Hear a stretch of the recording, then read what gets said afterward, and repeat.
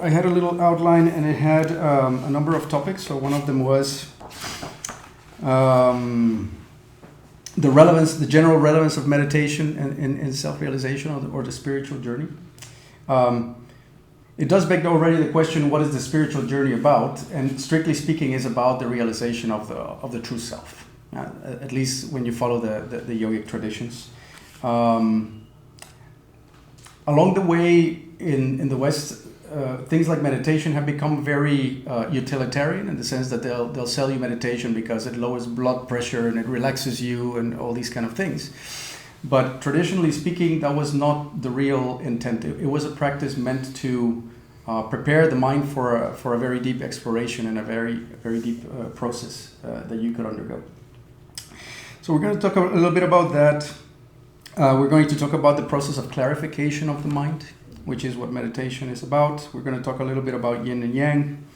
And I was thinking about closing with this whole notion of oneness and no self. To the degree you could explain it with words, let's say, I think that you guys have had experiences on the spiritual side of things, also with healing and plant medicine and things of that kind, so you're not totally foreign to it. I think there's a great value in putting it a little bit into context of the process. It is very often the case that as meditation and spirituality have become mainstream, that they have become productized, and there's a lot of hunting for experiences, right? So where do they lead? What is the value of them? And what are they pointing towards? It's also equally important to understand. So I thought we could go a little bit into all of that. As long as you guys think that is an interesting angle, and you can just interrupt me whenever, right? So it's if questions come up, then we can always just chat about the whole thing. So I wanted to start actually with this notion of what is the ultimate question, the ultimate thing that we want to find out, and it strikes me as interesting because. We can think of very deep questions, such as what is the meaning of life, for example, or what is reality, right? What is a life well lived? Or can we ever find out what's really going on, for example? Ultimate love, things of that kind. And if you notice, all of those questions have something in common, which is they are all directed towards an object that we're trying to figure out, such as love, reality, truth, life, etc. As it turns out, all those questions are byproducts of a much more fundamental question, which is, who am I? Or rather, what am I? And the difference is that question is turned towards the subject that is asking the question. So meditation is the vehicle to unravel that question somehow. And it's a very interesting practice because it is a practice that is the only real way to actually answer that question.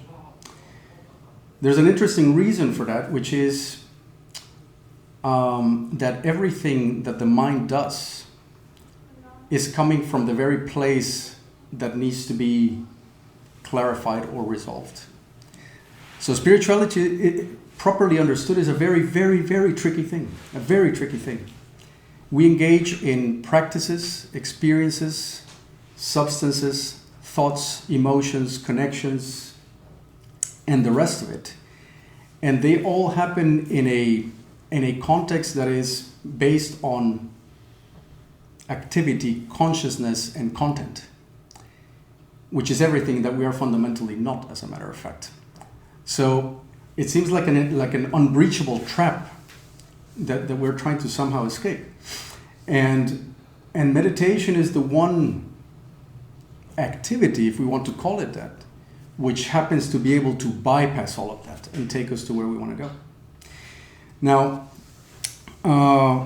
to understand a little bit why that is, we could go into talking about the big bad wolf in spirituality, which is the ego, right? Everybody talks about the ego being the evil thing that we're trying to somehow beat or get rid of, and the rest of it. And start by understanding that the ego is a a very natural byproduct of how we develop as human beings. So it just so happens that our nervous system, when we're very, very young, has a natural tendency to kind of split itself into functional parts, if you want to see it that way.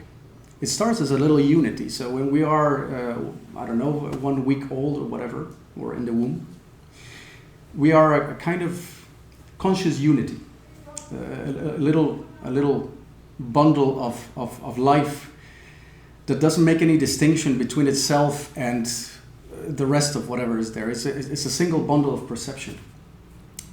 Meaning that our psychological life or our psychological self is not born until way later than that, as a matter of fact.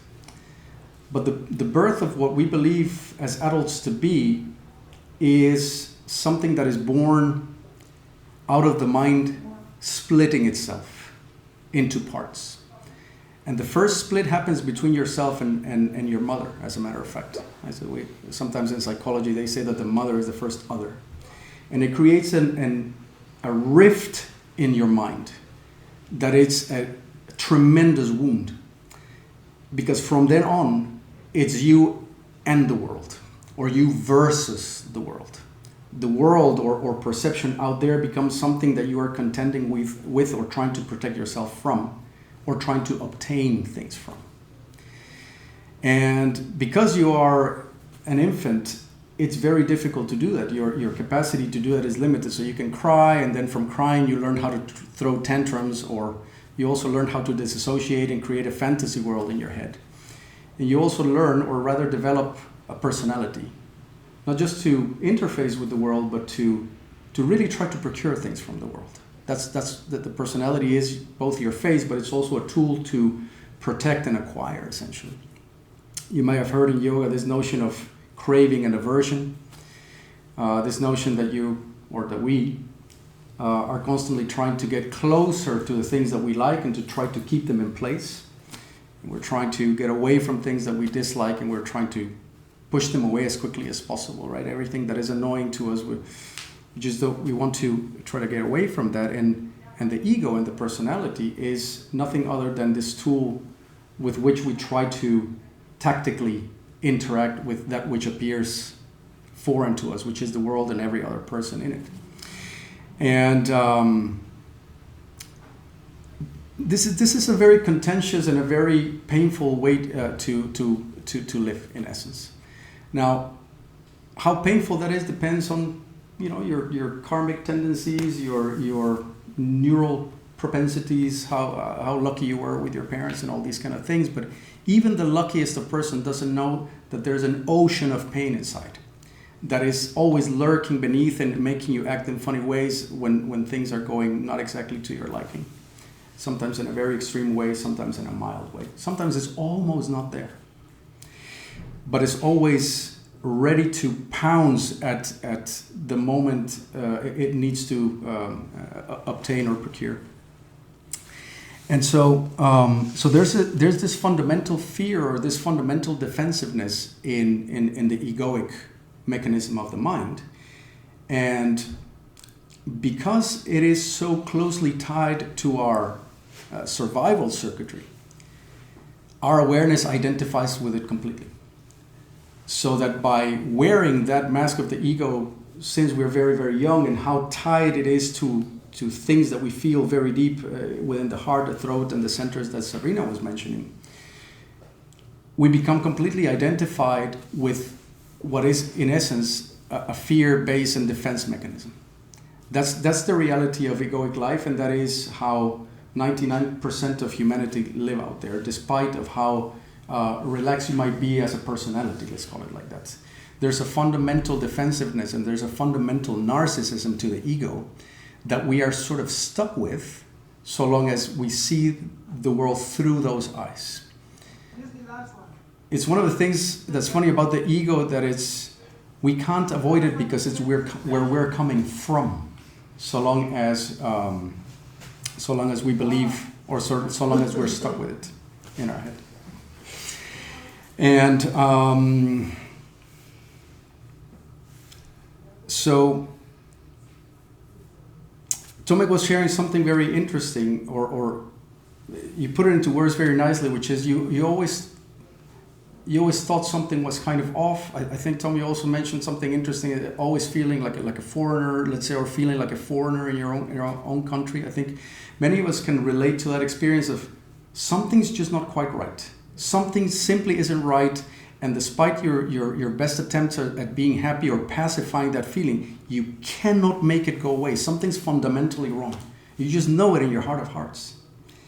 And the beauty of the path, if we want to call it like that, is that it promises, and not just promises, but it actually delivers on the answer of what that is. What it is that your fundamental sense of self is made up. It's just not real. But it's made up by your own mind. And it is made up by a natural process as well. Now, I mentioned that I am a big fan of the movie The Matrix. So I always like to quote The Matrix. And so as it happens, we do live in a matrix, but it is a matrix created by your very own mind. And it is so overwhelmingly real and encompassing that for the life of you, you can't see through it. You cannot. And meditation is a tool to refine your mind so that it can actually cut through the veil that your mind has cast in front of your eyes. It is a phenomenal thing. It's, to me, the supreme science. The science of how not to become better at consciousness or make it pretty, but to actually slash right through it, so that you can actually see what's up. It's a beautiful thing. So the more you get into it, the more fascinating it becomes. And of course, as you meditate or try plant medicine, you get experiences or glimpses that let you see through. And you go, oh, wow, that looks phenomenal. But then you go back to the 0 point and you go back home and you go, well, I had an amazing time in that retreat, or, the handpan I was flying with Blue Lotus, but now I'm crashing back into reality. How can I get that high again? How can I do that? And that's where the process of clarification of the mind comes in. Because you see, substances and experiences can give you a glimpse that there's a there, that there's something to be found, there's a reality to be lived. But it's only through the clarification of the mind that you can actually make that your permanent reality. If we're honest about it, I want to be high all the time, right? I want to be high I want to walk on clouds all the time. So it's a self-serving exercise, in all fairness. I'm still identified with the ego, so what else could it be, right? But the question is not so much, is that the wrong thing to want or whatever, but the question is, have you found or are you following the adequate or skillful means to get there? Or are you, following practices or being too self-involved or ill-informed about what is the right way to clarify the mind and therefore to cleanse the mind so that you can actually have this natural high?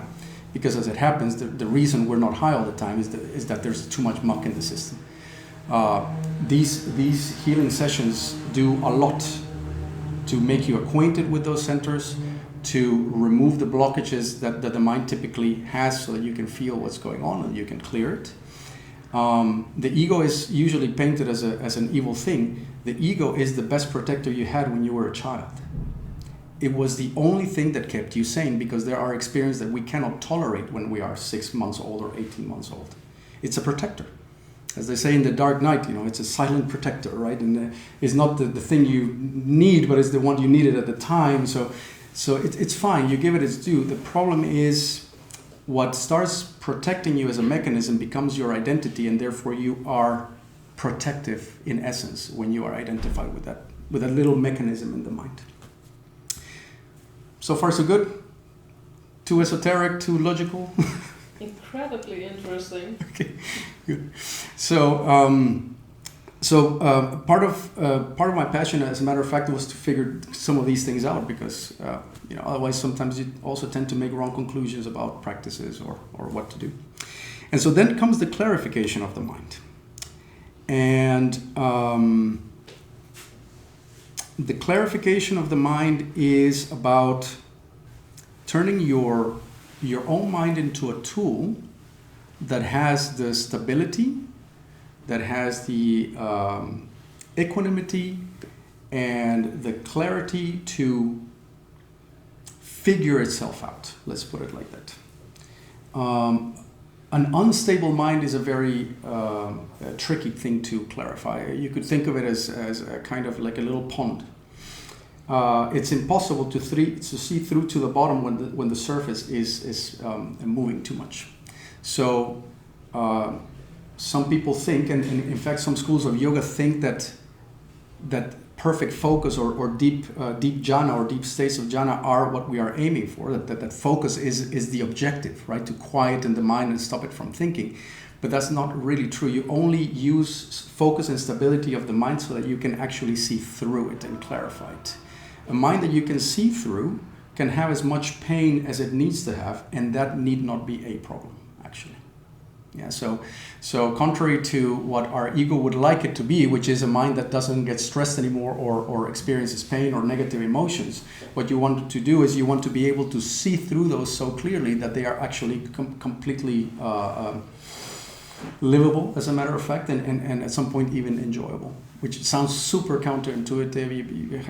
You have a hard time believing how a panic attack could be something enjoyable, but actually it's there's an enormous amount of energy and life moving through when something like that is happening. However, if you are identified with the thinking mind and you are reluctant to feel difficult somatic sensations, then your own resistance will turn that into a horrific experience, right? So it's the resistance and the lack of clarity that creates a problem in experience. Now, all of this said, there are several ways to do that, and I'm only really speaking about one, which is the path of pure meditation, or you could call it the path of jhana, path of knowledge. Yoga has different ways to approach it. You have the path of tantra that Sabrina was talking about. You have the path of bhakti or devotion, right? So a much more heart-oriented path. You have the path of karma, which is the path of wholesome action. And they all have their place. I'm kind of a mental guy, so I'm a jhana guy, right? So I go for this sort of very more mental-oriented or pure awareness path. They all have their place, and it's good to understand for you which one is the one that works the best, as a matter of fact. And in the end, they all converge anyway, actually, right? So action and devotion and knowledge, everything starts to coalesce into a single thing. So that choice is only there so that you work with your own proclivities, with the things that you enjoy and that keep you exploring. But in the end, it all results pretty much in the same thing, which is realizing your own nature and being pretty much cool with everything. We've talked about pleasure and pain, avoidance, jhana. I was mentioning earlier this notion of bypassing the mind or indirectness, actually. This might be an interesting angle as well, and it is, we must come at some point to the realization that in real spirituality, activity and experience are ultimately secondary. Meaning having a very high state could be very conducive to self-realization, but it is not in itself self-realization. Self-realization is knowing that there is no one having that experience. That experience is having itself, as a matter of fact. That's what it's actually about. And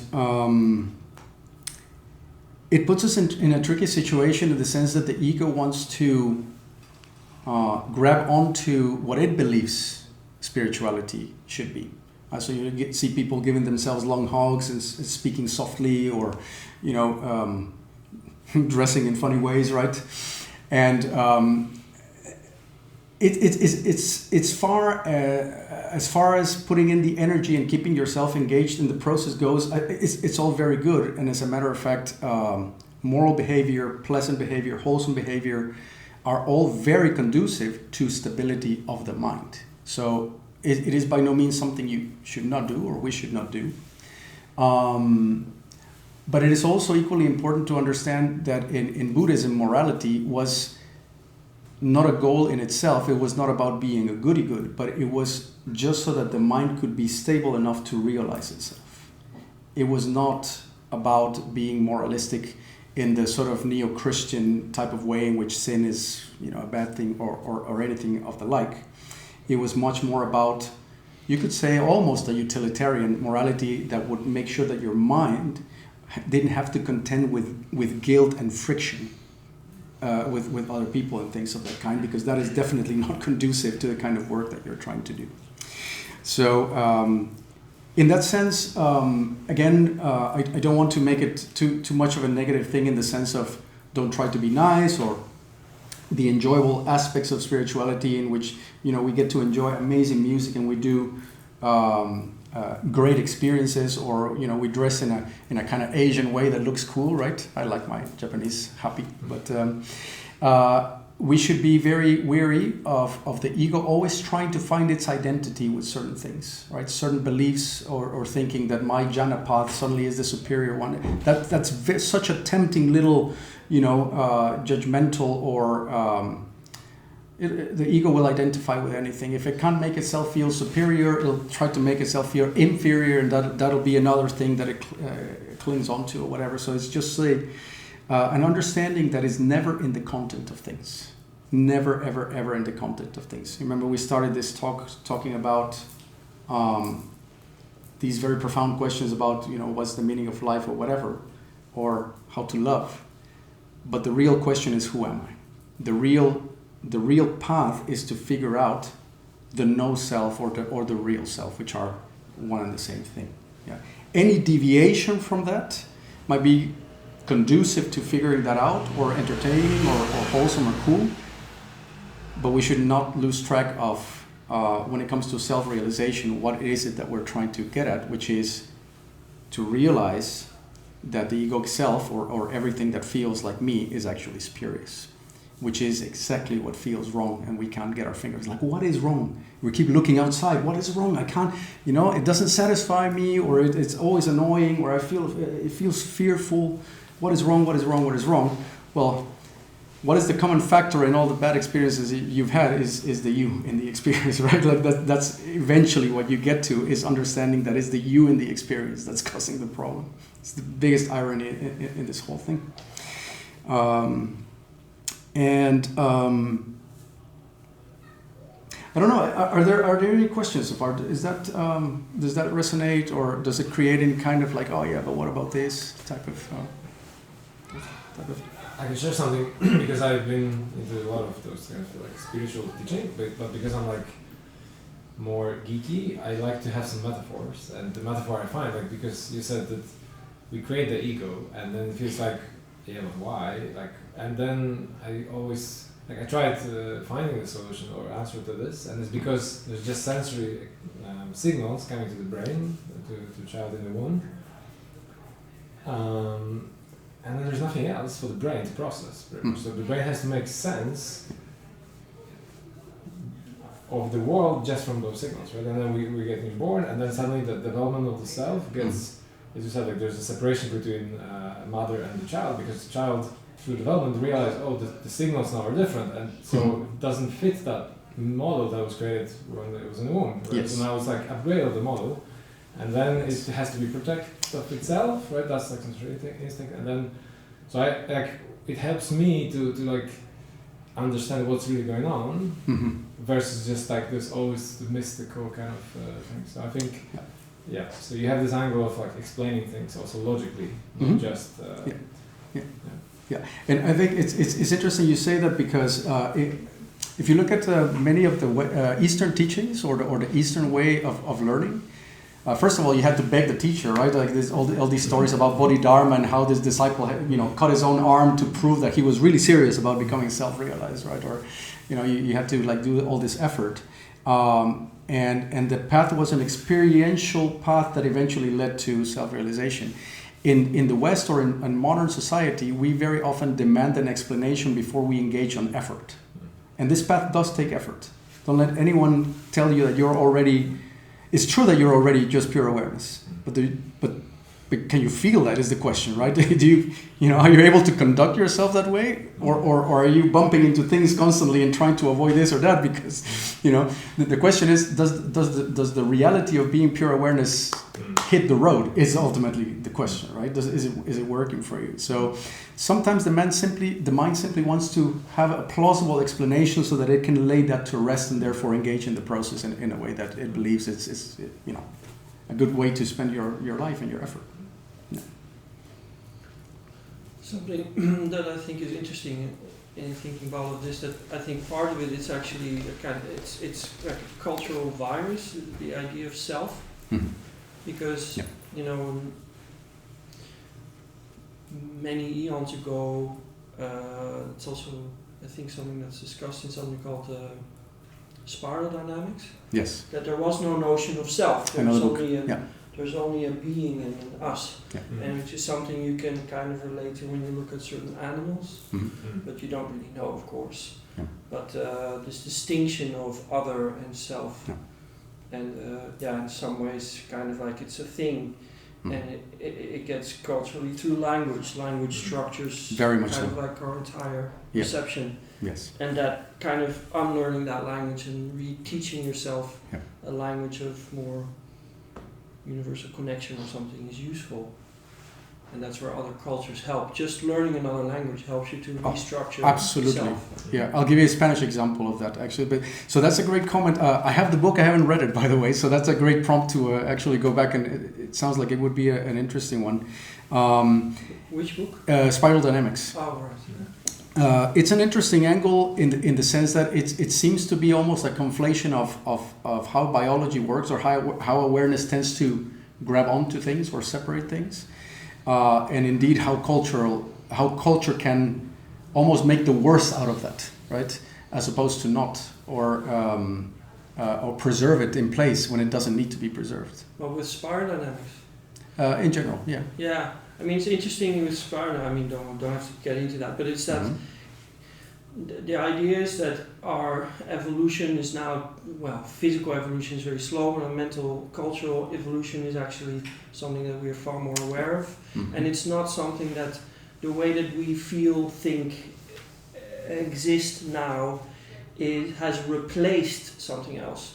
What it says is that it's a layering, so that which was there millennia ago when we did not have the notion is still there, but it's been layered with, and each few hundred years a new layer is added, which is always almost in complete counterbalance to the one before it. So you've got this pendulum swinging back and forth inside of yourself, between group and self, between rule and freedom, between those things. And if you start understanding that within yourself, you may find harmony and understanding within others who are very different from you, and that will teach you to communicate better across cultures and things like that. That's kind of what it's a fascinating angle. If you look back at your language example, there's a great example from Spanish actually, which is the verb to be.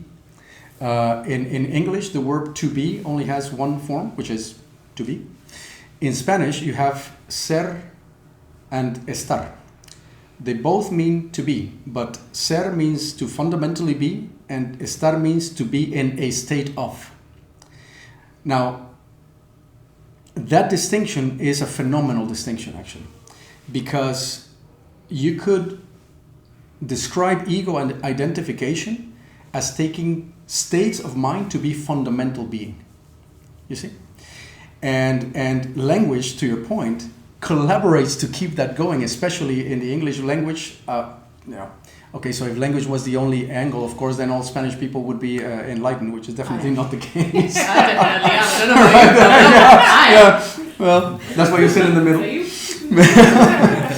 So, but it's definitely a good angle. The only thing I would add to that, there is a tendency when we get into conversations about the language and how far that goes, to believe that in understanding what's happening from a logical level that you can then therefore harmonize. And one of the things that I've always tried to do is to go a level deeper and and maybe that's a great segue to the yin and yang element of this, which is that the harmony that we're trying to establish is a harmony that is much more direct than a logical one and than an emotional one, as a matter of fact. So logic and emotion are still in the realm of mental content, but behind mental content there is essential awareness and essential consciousness, and the point where they meet. So we're trying to go deeper than that, if you will, or more fundamental. And when you solve the fundamental level, then it cascades into the level of emotionality, mentality, and connection with other people. Right? So it's a little bit about going underneath the mind, if you will. I promised to speak about yin and yang. That's a great little topic. And yin and yang is, if you're familiar with the symbol, it comes from the Taoists. They figured out that the universe or reality is a kind of binary thing in which everything is sort of vibrating into yes and no, or 0 and 1, essentially. And that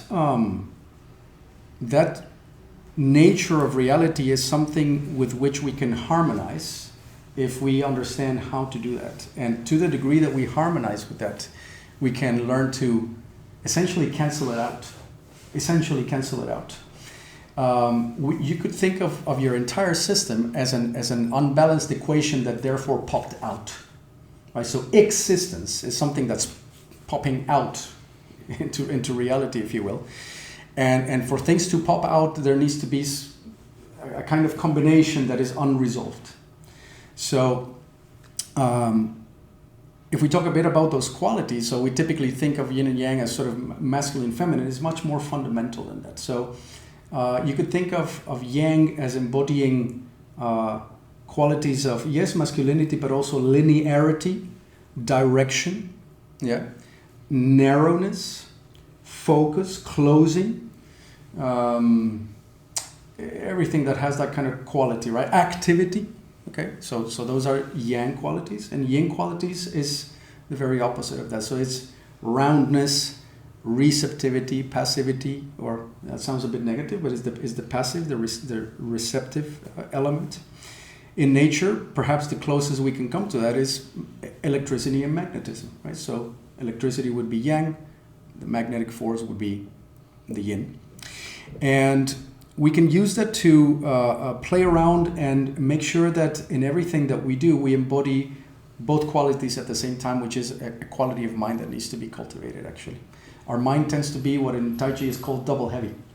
We tend to go yang-yang or yin-yin, and that makes it's an unskillful way to navigate reality, because reality always has both polarities going on. When the mind is active, it tends to try to control things. So if it's engaged, it's controlling at the same time. And when it's disengaged, it kind of dozes off, or it just collapses onto itself. But if we manage to keep both poles of the equation constantly in balance, then the polarities start to cancel out, and that applies for every thought and every emotion and every single interaction that we have. Now, in the practice that we're going to do later, we're going to try to understand those first through the body, and then see how they translate into a mental quality. So that trying to embody yin and yang and try to have our mind operate with both ends of that polarity is the skillful means. Let's call it like that. And then we come to realize that we are actually right the bit where they both meet. The rest of the time we are usually embodying a toxic yin or a toxic yang. We tend to be too passive as people, or we tend to be too active or let's say neurotic in the way that we act, right? So we're trying to cancel that out and become wholesome. And last but not least, we have no self, or the oneness part. It sounds very esoteric. In reality, is nothing other than coming into full contact, as opposed to having the ego be that which mediates between perception and our sense of self, let's say. So when you are in full contact with reality, what you comes to realize is that there's no one really there mediating. I wrote a few sentences down to kind of describe that, and it goes for good and bad things, right? So you could say, for example, that loneliness is that which longs for company, but there's no one feeling lonely. It's loneliness itself that longs for company, if that makes any sense. Or you could say that doubt is the thought that doesn't know what to do with itself, for example. You could say happiness is that which feels good about things. We tend to think I feel good about things, but really it's happiness that's feeling good. It's doubt that's doubting. It's fear that's fearing, and so on. Now, fear is an interesting one because the ego is fear that has become afraid to look at itself. So it's almost like a little wiggle that cannot unwiggle, or whatever way you want to describe it, and that's why you need to do all this meditative thing. And so that is essentially it, right? That is the essence of the self-realization path, is one in which you try to do energetically, vibrationally, or mentally and emotionally whatever you can to make sure that your mind can clarify itself to realize that the me in every situation is the problem at hand, because it's not real. It's spurious because of things that we described earlier on.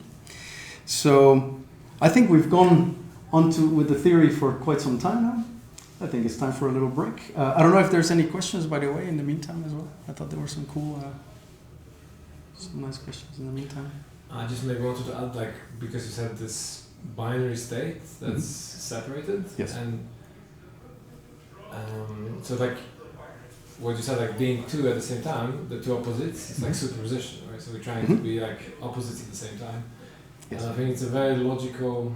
I think there's discussions in the science world that people say that you need to be able to hold two opposites at the same time in your head. So then you're not taking any of the sides. You're actually both sides at the same time, and that's very tricky. And it's kind of what feels in today's world. People tend to take sides versus trying to understand everything holistically and just. Yeah, absolutely. So it's a very uncomfortable process because of this. Especially because we are so fragmented inside that it's even difficult enough to hold the same opinion about everything within yourself. You see, part of what I didn't mention, and this is I don't know if you guys are familiar with Gurdjieff, but this was an Armenian guy, spiritualist, and he had this big topic about how we hold a multiplicity. In other words, the ego is legion, right? The ego is every opinion that you have is a little self. And they very often come into conflict. So whenever you say, my heart is saying this, but my mind is saying that, that means that two little selves within you have now come into full collision and you're being torn apart. And the work of spirituality could be seen as the integration to come to terms and bring those together. And it's an integration that is experienced subjectively as a psychological or an emotional integration. On the physical level is nerves literally coming together with one another. Nerves that were disconnected, literally electrically connecting. That almost sounds like I make this joke about how how in the past people used to be offended at the notion that we descended from apes because that was heresy and the rest of it. Well, in spiritual circles, sometimes it's heresy to say that we are physically made of electrics that need to reconnect, right? Because that almost seems like, oh no, I'm a spiritual being, and the rest of it, well, yeah, but the vehicle still needs to function, right? So those connections still need to tie together so that information can flow through as a unity as opposed to a fragmentary type of thing. Yeah. Something that I find really interesting about that's kind of reflecting on what I was saying earlier, but from a biological perspective, that our brain has evolved and it has all these modules of each other. That current understanding is that when a conscious process takes place, there's actually a dialogue between these different elements, and you think that you are one person and you have one mindset. Yeah. But even if you rephrase the question, same meaning, but you rephrase it, a different part of your brain may answer and come up with a different result. Yes. And something else in that is that it is no longer only your brain, that throughout your body there's these learning synapses that are actually forming and changing depending on the experiences that you have. And they contribute to that notion of Knowing. consciousness, self. Yeah. Absolutely. Yeah. It's great that you bring that up, because I nearly forgot about the most essential part of this whole thing, which is that observation of your internal processes is your only available move. It's your only available move, because any positionality you take or any activity is already one of those modules taking over and believing itself to be the one doing it, or that its reality is the real thing. So it's really detached observation that the only move you're left with. It just so happens that detached observation is integrative in nature. That's the trick. So that when you observe something, you're integrating it by definition, and therefore it's a very weird practice in that sense, isn't it? We're used to trying to take charge and do things, and in this particular path, in the inner path of self-cultivation, observation is the only game in town, as a matter of fact, which is what meditation is about. Yeah. Awesome. Mm-hmm. All right. Beautiful. Thank you, Pablo. Thanks. Are we going to? Do you want to do Q&A now? Or do you